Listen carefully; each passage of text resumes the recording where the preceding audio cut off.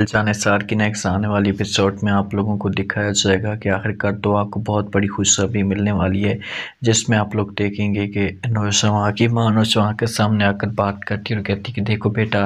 تم نے جو کچھ بھی کرنا تھا کر دیا، اب تمہاری بیویاں دو ہیں، آپ کا اس مالک کو بھی اپنا حق دے سکتے ہیں، اس کے بارے میں بھی تو آپ سوچیں۔ سے باتیں جس وقت نوجوان سنتے ہیں تو اپنی ماں کو صاف الفاظ میں انکار کرتے تو کہتے کہ ماں جی،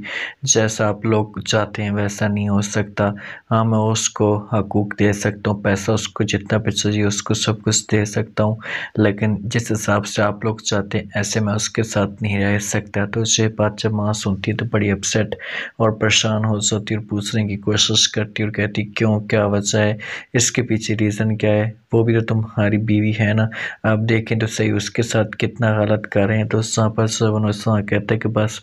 جو بات میں نے کہنی تھی وہ کہہ دی ہے، اب میں اس کے علاوہ کوئی اور بات نہیں کر سکتا اور نہیں آپ کے ساتھ کوئی اور بات کہہ سکتا ہوں، آپ کو میں اس کے ساتھ نہیں رہ سکتا جیسا آپ لوگ چاہتے ہیں۔ تو وہاں پر ماں چپ ہو جاتی اور کہتی کہ ٹھیک ہے، آپ کی اپنی مرضی ہے، ہم آپ کے ساتھ اور کوئی بحث نہیں کریں گے، لیکن اتنا ضرور کہیں گے کہ آپ اس بارے میں